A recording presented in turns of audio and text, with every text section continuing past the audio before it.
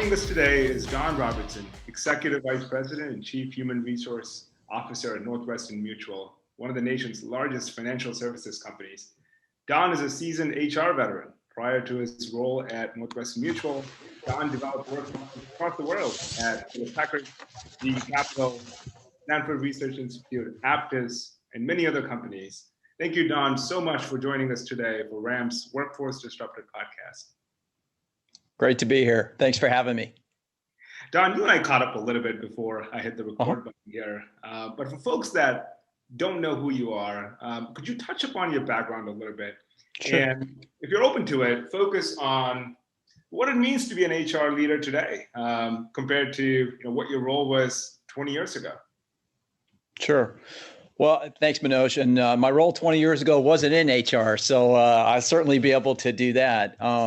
As we were saying before we started the session, I started out as an accountant, got an accounting and marketing degree, played baseball in college, did a number of things that were related at that time.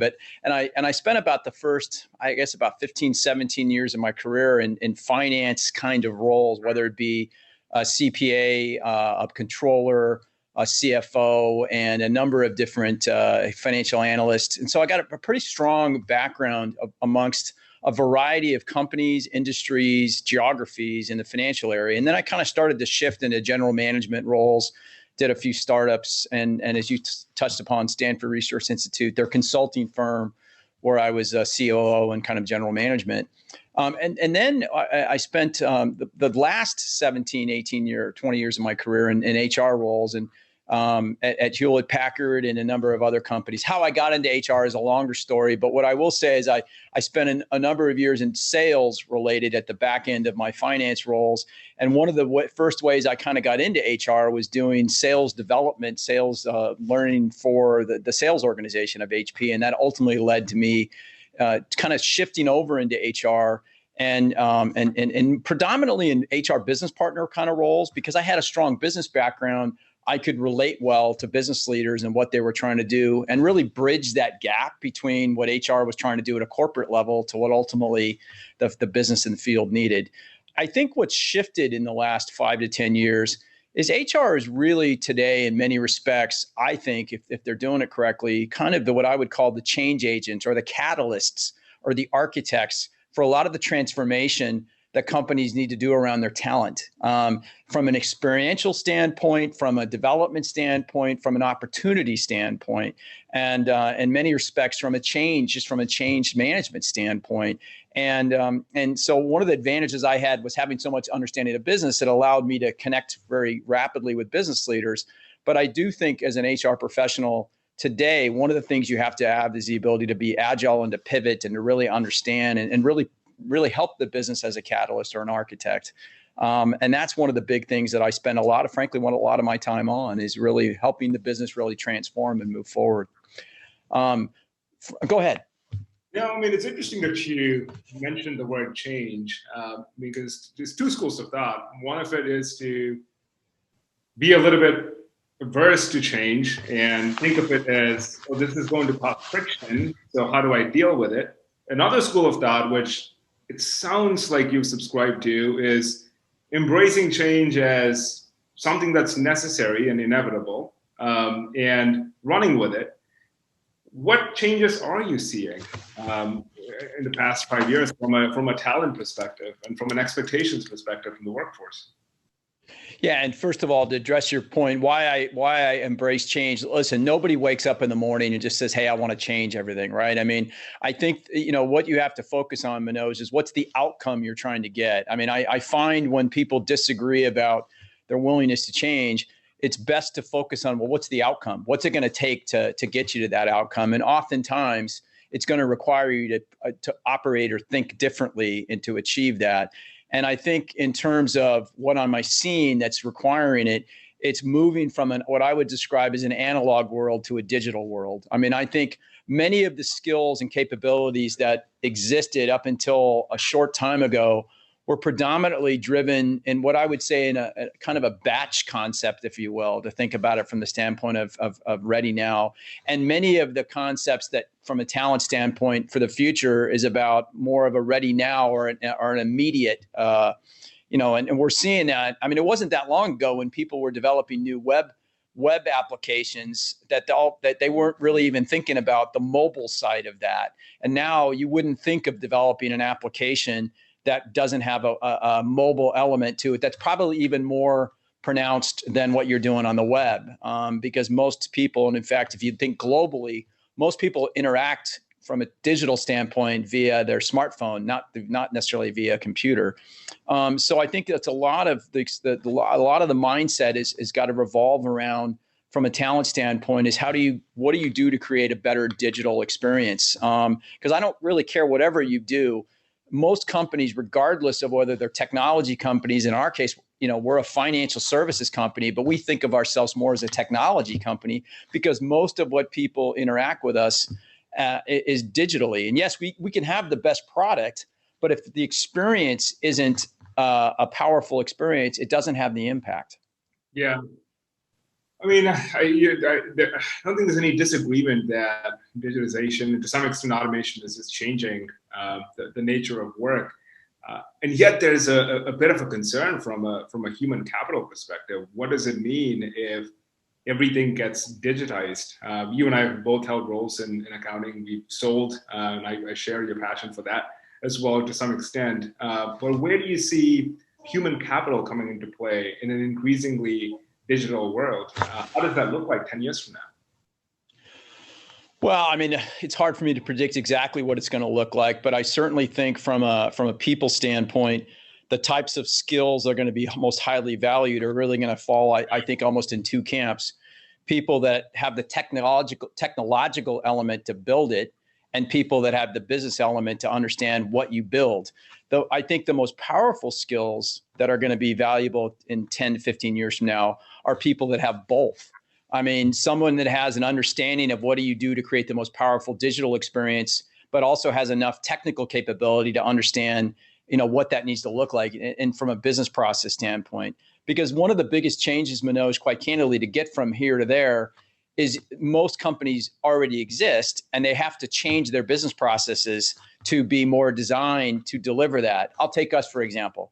We've been around 160 plus years. Our products at their core really haven't changed much in the last 160 years. I mean, our predominant product is permanent life insurance, which has been, which at its core doesn't really change a lot. But the way that we're introducing that, the way that we're going to be, our clients are going to experience it, is going to change just from the underwriting process, the automation process.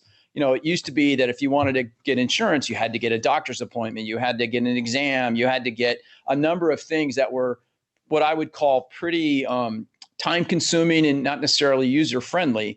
And all of a sudden now we live in a world where data is out there and the science of that, and you have a much more rapid ability to gather information about the predictability of how somebody's going to live their life. And so your entire business process for how you underwrite has to change, because you don't want to be taking a month for somebody to get approved. They want to get approved in 15 minutes or 30 minutes. And so the way you have to actually think about that, you have to have enough knowledge of the core of what your business is, but then have enough ability to understand how do you automate that? How do you speed that up so that you ultimately can create that positive experience? And so those kinds of skills, I think, are going to be much, much more valuable than they are today. And does it concern you a little bit, or are you not concerned about a skills gap in general? There's been quite a bit of focus and talk and debate about the types of skills people need. It's changing very quickly, and yet there's a bit of doubt about whether the supply side of the ecosystem, which is the workforce, is able to get those skills necessary in order to be a productive participant in the future economy. Does that concern you at all, that there is a skills gap today, or there will be one in the foreseeable future? Oh, without a doubt. I think when a company, first of all, a company has to understand strategically where it wants to go. Like we have, for example, a multi-year strategy. We know where we want to go over the next 5 to 10 years. And then you have to think about, all right, well, what does that require from a product standpoint? What are your product roadmaps? What are your technological roadmaps? What can you afford financially? And out of that comes a number of talent implications of what is it going to take to make that happen. And then as you think about that, then you compare that to what you have from a current skill set, and what you have two choices. You either build it or you acquire it. And the longer you can create that window, the more that you have tools and levers available to you, whether it's develop your own people, whether it's training, whether it's go work out a relationship with a university, whether it's hiring or doing an acqui-hire, et cetera. And then you add the elements of diversity and other pieces of what you're trying to accomplish. Ultimately, you have to create longer range labor plans that match up to your financial plans. You can do all that really well. And at the end of the day, you're still going to be subject to what's the supply out there. And I think many of us would say that the most critical skills that we're looking for today, technologically as well as business-wise, are not as readily available. And of course, with this pandemic, it's only exacerbated it. So I do think it's a big challenge. I can tell you what we're trying to do is develop more pipelines. One of the most recent things we did, for example, is because we're in Milwaukee, is there wasn't enough pipeline of kind of early career people, especially early career diverse candidates. And so we're going and now working with a company called All in Milwaukee, and we're sponsoring a number of Milwaukee public school kids to go to college, guaranteeing them jobs, et cetera, and paying for that so that we can continue to increase that pipeline, as well as a number of other things we're doing in developing our own talent. Like some of the technology we use in our mainframe area is quite old, and it's hard to find people that have that skills. So we're actually, doing our own training courses and developing our own people. So you have to use almost every tool and every arrow in your quiver to address this problem. And I agree with you. I do think it's going to get more challenging as we go on. It's interesting that you've mentioned a couple of players that can come and potentially solve it. One is, employers, large employers such as yourself. You're taking the onus on yourself to say, okay, well, here's my long-term plan. Here are the skills gap. Let me invest in, either the public school systems or my own internal training to get people from A to B. Obviously, educational institutions can bear a bit of the brunt. You could rely on intermediaries. Who do you think, though, at the end of the day, is in the best position to address the skills gap? Or is that an unfair question? Is that a shared responsibility? Oh, I think it has to be a shared responsibility. Companies obviously have to do a better job of identifying their future needs. One of the disciplines that we're really building here is labor planning and long-range workforce planning. I think very few companies do that well. And in fact, most of the time they're reacting. And so therefore you're really, your only avenue is to hire externally. And of course that's a challenge because not everybody's going to come to work for you and everybody's looking for the same skills. And it doesn't make your employees feel very good that every time there's new things, they're not getting an opportunity. But I think the individual employee has a responsibility to consistently make themselves relevant by developing new skills, constantly learning, constantly understanding what's going on. I think the education, you have to partner with the educators, you have to partner with the universities, you have to partner with the local politicians, et cetera, and school systems. So I think it's going to take a combination. And I think, I'm not relying on third parties to solve our problem for us, but we're certainly leveraging every avenue we possibly can. But we tell our employees every day, you have to own your own career. You have to be responsible. We tell managers every day that you have to do a better job of developing your people. Because I'll tell you one thing, Manoj, we have to, as a society, we have to become better at, is we got to recognize there's two sides to the coin. Companies hire people because they want to get things done. Employees join a company because they want to grow their career.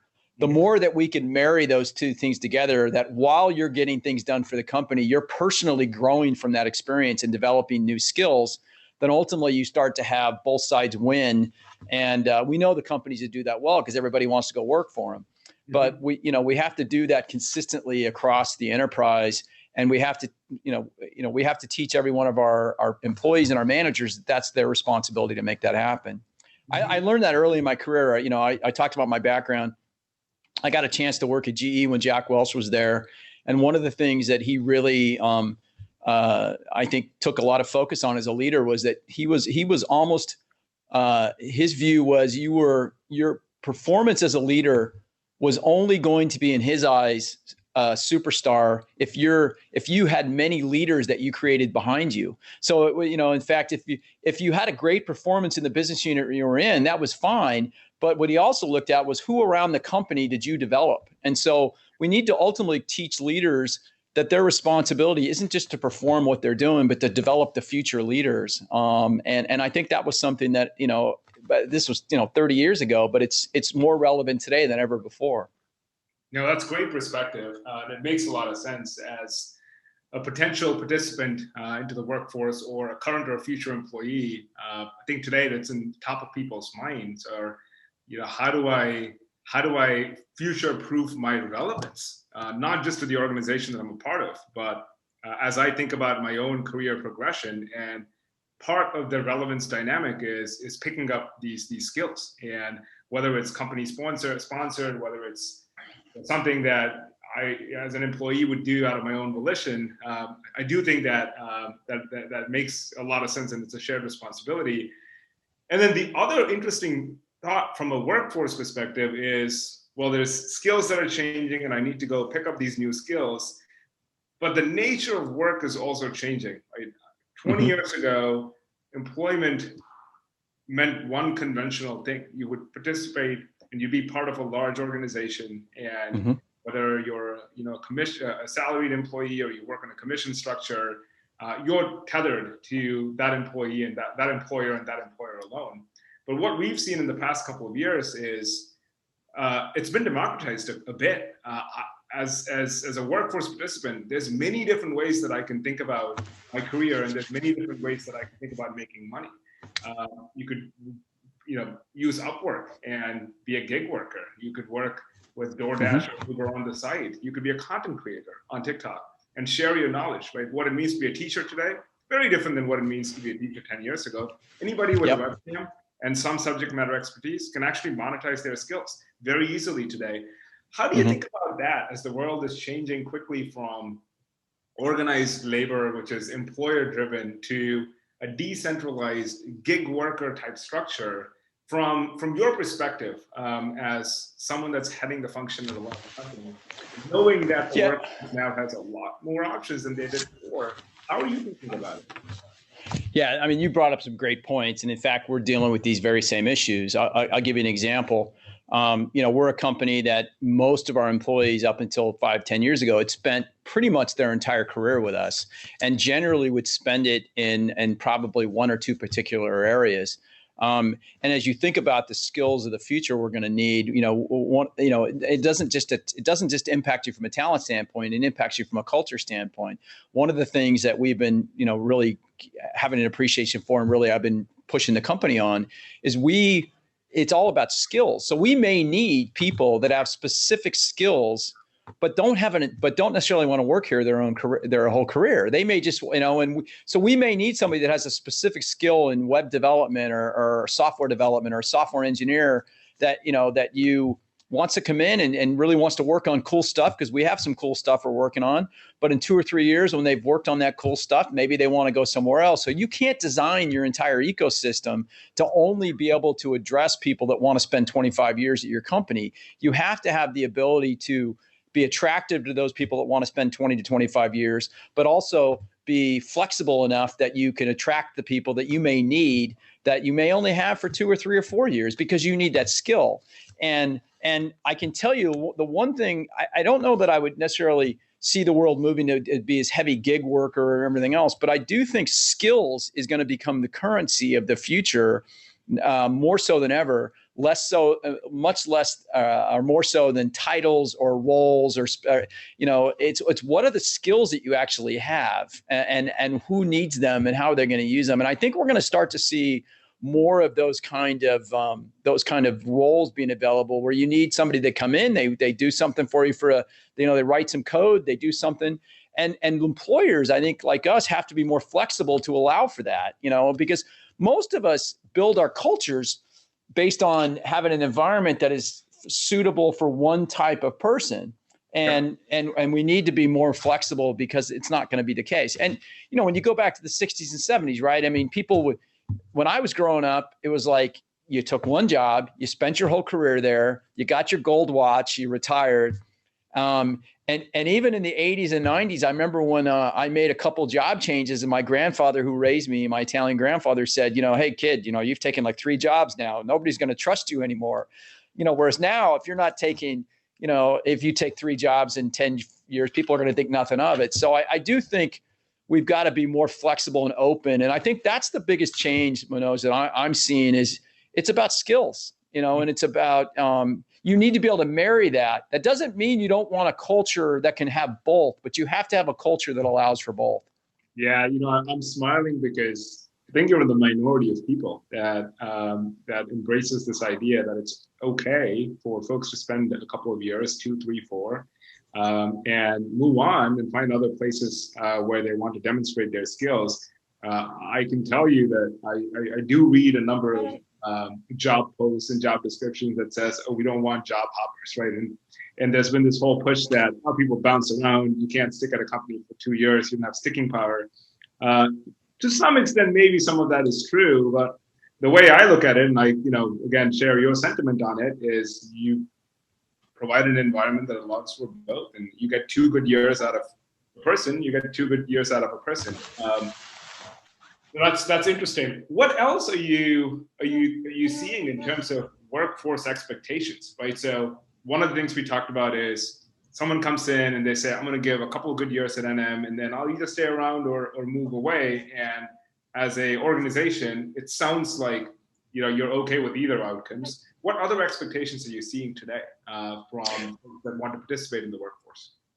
Yeah, don't get me wrong. I'd love to have people stay longer than 2 years, but I think you just have to be willing to, you know, for these acute skills that you absolutely have to have. There are skills, you know, I wouldn't want actuaries to come in here and leave every 2 years. I mean, that's different than having somebody who has a specific technological software skill that I know I need. One of our obligations is to keep coming up with cool things for them to work on, but you have to be, your environment has to allow for both. Another thing that I'm seeing that's really a trend is obviously we're in this pandemic. You know, we were a company that the expectation was 90% of the people would come into the office. And in fact, relationships were built on that. I mean, this is a company that's existed in the Milwaukee area since the 1880s. So, I mean, you know, it's not a place where you've had people scattered all over the world or scattered all over the country. And, you know, now we're in a situation where, you know, we all of a sudden, and our culture is built on that, and that with good reason. And by the way, we've had an unbelievable performance through this pandemic, and it's because of the relationships and I think the collaboration that needs to exist. But I think what the company is learned from this is you can build relationships without necessarily always being together, and you need to be able to allow for flexibility where it makes sense, depending on what role, you know. So we're much more willing to be open-minded to, you know, certain types of roles and certain types of skills, to be more flexible than we were before. You know, and that's something that I think has been, and I think many companies are going through that now. The difference between us and a lot of companies is we're trying not to go out with mandates. Oh, we're going to allow this, or no, we're not going to allow that, because I don't think any of us know exactly how this is all going to play out. And we've kind of tried to refrain from all that, other than safety. Safety's been our one top priority that we've been focused on. Keep our people safe, make good decisions around that. And then let's see where the market goes. Because if, for example, you go and say everybody's got to be in the office and everybody else is allowing people to be wherever they want, that's not very smart, and vice versa. So that's a big trend that we're seeing. Is it's becoming much more of a buyer's market, if you will, to use that term. And as a company, we have to do a much better job, a much more powerful job to be attractive. And so we're spending a lot more energy and effort on really making sure that our brand is, from an employee standpoint, is consistent with what we think we believe in, but also attractive. And I think, you know, as a lot of your listeners and who are especially earlier in their career, you know, if you think about what they want to learn new stuff. They want to work for people that are going to teach and care about them. They want to make an impact on society in the world. That's one. I've got 20 and 18-year-olds, and I know that. They want to have more influence than maybe you and I did when we were early in our careers. And so you have to think about how you design your environment so you can create a consistent opportunity for them to have those kind of experiences. You and I didn't get to where we are because we got trained. We got to where we are because we've learned and experienced things that has allowed us to then draw from those when we in the context we're operating in. And so what we're trying to do is create more of those kind of experiences for people early in their careers so that they get exposed to lots of different things. They get the mentorship, they get the opportunity. And it's not just about coming here and doing that role. And that's all, it's more about how do we create an environment for them that allows them to thrive and to experience new things.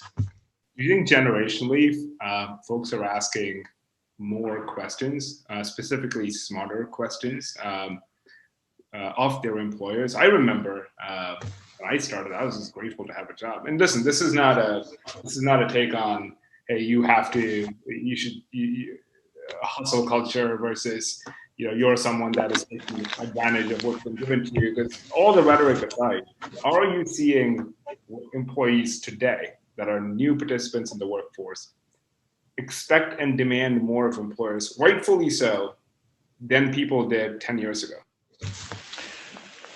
Well, the short answer is I think yes, predominantly because I think it is a buyer's market and they can generally afford to, but it's also very heavily dependent on which area you're in, right? If you've got a skill set that allows you to be more of a high price free agent, if you will, than someone that's in a more homogeneous type role or a more commoditized type role. There's nothing wrong with commoditized type roles. Don't get me wrong. We need those. We need lots of those kind of people. But I think it depends on what area you're in. Listen, at the end of the day, just like 20 years ago, you still want people that are resilient. You still want people that are intelligent. You still want people that are having a great attitude. You still want people that can ultimately get stuff done and then have the ability to pivot and be agile. But the difference is, I think, you're more willing to tolerate less of those things in areas where you need high skill sets of certain things. I think the ability to be what I would call a kind of a technical or functional expert, and not necessarily, those things give you a lot more ability to be asking for things than others. But yeah, I don't think there's any question this generation is probably they're bolder. They're more willing, to stick their head out of the sand and ask those hard questions. They're not afraid to walk up to executives. Like I'll tell you a story, Manoj. It's pretty funny. I was at a Humane Society gala the other night, and I was having dinner, and then we went upstairs to the bar, and there was an early career person who walked up to me and just introduced himself to me and asked if they could do a coffee or something. And I thought that was great, right? I mean, I just like I was really excited that they weren't intimidated to walk up and they just they introduced themselves, introduced their wife, and hey, we get together sometime? I would have never done that early in my career. And I would have been terrified. But so, it's a great thing that this person did that. At the same time, it's just very different than what I've experienced. And I was pleased that obviously I was relatable enough in there. I'd like to think I was relatable enough. That's why they did it. But there's also just a lot of courage, I think, that this generation has.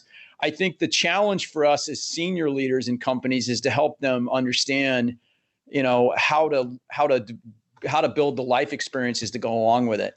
I remember when my oldest was 16 and had it all figured out.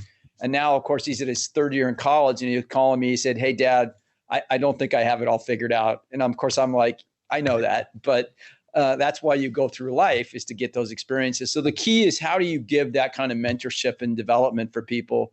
But it's not because they're not smart. They might be smarter than us. They just don't have the experience yet. And I'll say this, Manoj. I think what allows you to thrive and master ultimately in the workforce is through the ability to have experiences that allow you just to filter. I'll give you an example. You know how to drive a car. You know how to get to and from the grocery store that you're at, that you shop at all the time. But if I took and dropped you in the middle of Australian outback and told you to go XYZ to a place, you didn't forget how to drive a car. You still know how to read a map, but you're not going to be as efficient as doing it because first of all, you're driving on the other side of the road. Second of all, you don't know where you're going. Now, after a month or two, you're going to start to become more efficient. But it's not that they don't know intuitively what to do. But until you do it enough times and repeat it and deal with similar experiences, you're not going to be as efficient in how you process the information. So you can't make as intelligent of decisions. And that's the thing that we as employers have to create an environment that allows our employees to have those experiences that allow them to be much more effective and efficient in how they do their jobs and grow. And that's the thing that I strive every day to try to create that world. And how are you relaying that message? Is the forum and the method and the way in which you deliver this message to the workforce of today, is that different than 5 years ago? Yeah. What's working for you folks? Well, we all know what it's like, right? In the old days, when you'd, when I first started out, you'd have large town halls and you'd have large events or long emails where they'd explain to you what they're doing. I use this term all the time. I don't think you can town hall your way to change. I think, what we're using a lot more is a lot more focus groups and small groups and one-on-ones. I've been here now 3.5 years. I've probably had one-on-ones with 3,000 of our 8,000 employees. I just spend a lot more time talking in more intimate small groups because I think, you can't just direct at people anymore. You have to interact and connect. And it's very difficult to connect in 1,000-person audiences. We still do those. Don't get me wrong. We still have large meetings, but we rely a lot more on the more interpersonal, the smaller group environments. And I know that's hard for companies to do.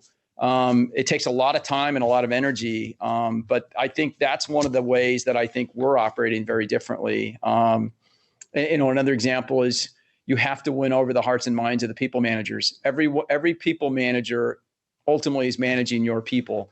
And if you want to convey messaging, you have to make sure they understand and not just understand the words, but the intent. And so we spend a lot more time with that group than we historically have. So that's kind of I spend a ton of time. I'll do like 50-person meetings. I'll do 20 people meetings. I just do spend a lot, and my leaders and my partners and my colleagues on the SLT, they do the same thing. We just spend a lot more time talking to people. That's incredible, Don. You spoke with 3,000 people one-on-one. I for sure would have loved that kind of opportunity when I was younger. I was terrified of approaching and having conversations with very senior folks. I was in my bubble, and it took me a while in my own head to earn my worth, for the lack of a better word. Right? And that's the perspective that I had, was I needed to get to a certain point in order to even ask 5 or 10 minutes of someone's time. And until then, I just considered, hey, I don't know what I'm talking about. But there's something to be said about you being able to spend time like that. And I'm sure folks at NNM are fairly thrilled about that opportunity. That's incredible. And I wish more people did that, is spend that time, because it's incredibly intensive. It's manual work. It's hours in a day. Yet it sounds like it's moving the needle for you and your team. I think it is. I think, to be able to have authentic, kind of relatable conversations with people up and down the chain, it gives an ability for these folks to, first of all, to have an outlet to convey their messages. One of the, early on when I was doing it, there was no question that people initially were intimidated, but it's amazing how word travels. The next thing I know, hey, so-and-so said they had a conversation with you. Can I get 15 minutes with you? We've built this wonderful kind of what I would call community, where our offices are, and we have an internal kind of what I would almost like think of it as a shopping mall. And you can walk down to get coffee, and people see you, and you talk to them. So I think that the environment is conducive for it. It's always been a very people-oriented company, very relationship-oriented company. So it was just a natural extension. The thing that I'm most excited about, though, is my 10 colleagues on the SLT. They're also doing it. So what happens is you touch now, 2, 3, 4,000 people a year, and it's taken our engagement scores, to almost 90 percentile. It's taken our attrition is very low single digits, and so it's that doesn't mean don't get me wrong, there are plenty of things we could still work on and do better, and we don't always get it right, but most of the time we actually know how our people think. And that's what really is really helpful. And it gives them a chance to kind of see how we think. Something you read in an email, like, hey, at a company, well, we're going to do this, is a lot different than having a conversation with somebody and explaining why you're doing it. Yeah, I was stepping in the right direction, Don. I mean, for those that are listening, again, it's okay if you're early in your career to ask for time and have these conversations with folks that you want to have conversations with. And B, if you're, an HR leader or a senior executive, it sounds like it's a worthwhile investment to try and spend as much time as feasible with in person or one-on-one with folks at the company. That's actually very cool. I'm impressed with the level of attention that you are able to share with your own workforce. Don, let me ask you one last question. You've been incredibly generous with your time.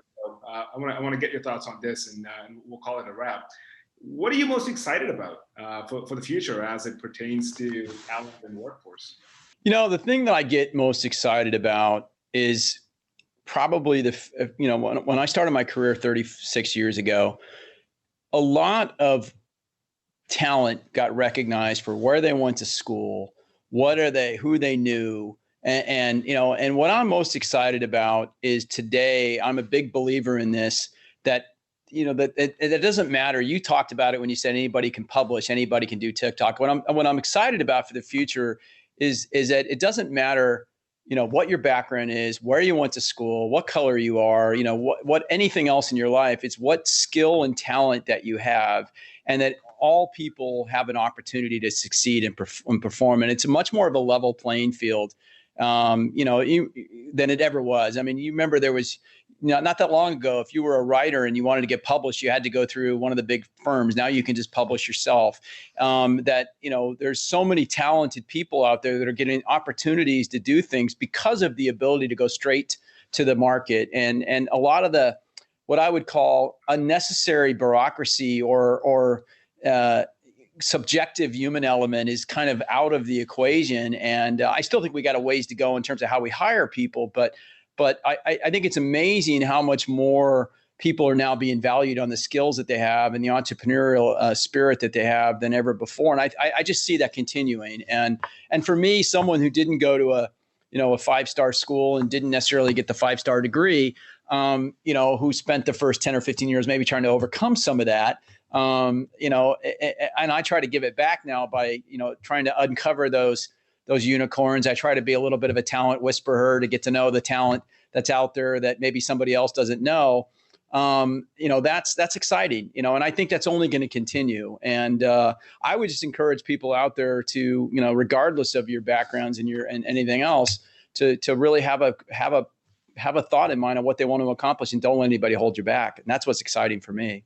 Yeah, I share your optimism, Don, for it. I mean, as someone that went to a small state school 40 miles west of Boston, I, for one, have firsthand experience of how skills can just level the playing field. If you're reasonably good at something, I think employers today, including folks like NM, are open to embracing skills-based hiring. And as years progress, I hope more and more employers will take a similar approach, and it probably is best for everyone. So thank you, Don, for your thoughts today. It's been such a treat speaking to you, and I'm sure folks that have listened to this podcast will make good decisions, both from a HR perspective, but also more importantly, as a new entrant to the workforce. It gives us a bit of a glimpse as to what employers are looking for in the marketplace today. Really appreciate your time. My pleasure. Thank you for having me.